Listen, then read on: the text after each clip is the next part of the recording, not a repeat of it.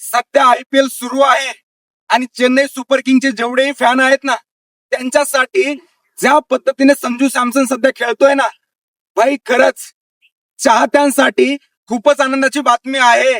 7 match झाले CSK चे आणि 7 मॅच मध्ये संजू सॅमसननी 2 शतक ठोकले.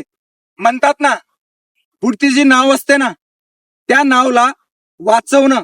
त्याच पद्धतीने CSK ज्या पद्धतीने डुबत होती ना, त्या डुबत्या CSK ला वर आणण्याचं जर कोणी काम केलं असेल तर ते म्हणजे संजू सॅमसननं.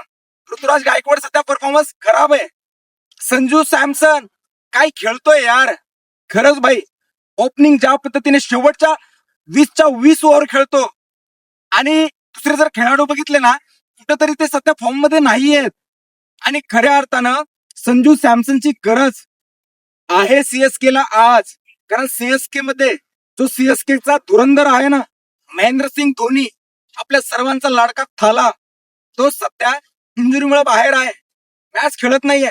आणि जी शेवटची मॅच झाली ना, CSK वर्सेस मुंबई इंडियन्स, त्या मॅच मध्ये भाई ज्या पद्धतीने संजू सॅमसन खेळला, शतकीय पारी खेळली ना, खरंच CSK फॅन्ससाठी खूपच आनंदाची बातमी आहे.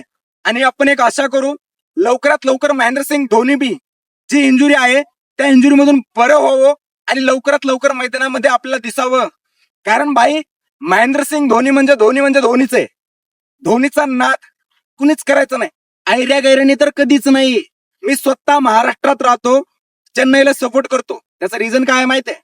चेन्नई एक अशी टीम आहे, त्या टीम मध्ये महाराष्ट्रीयन प्लेअरला महत्व खूप जास्त दिलं जातं.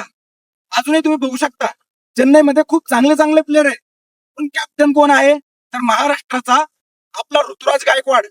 त्यामुळं जे लोक म्हणतात ना, महाराष्ट्रात राहतात, बाहेरच्या टीमला सपोर्ट करतात, त्यांना एकच सांगल, तुम्ही कोणाला चूज करायचंय, कोणाचे फॅन आहात, कोणत्या टीमला तुम्ही सपोर्ट करताय, याच्याशी आम्हाला घेणं देणं नाही.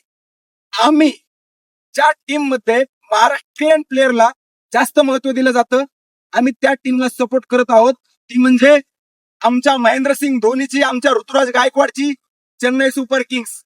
मला काय वाटतं, 2026 ची IPL चेन्नई सुपर किंग्स जितेल का? नक्कीच कमेंट करून सांगा.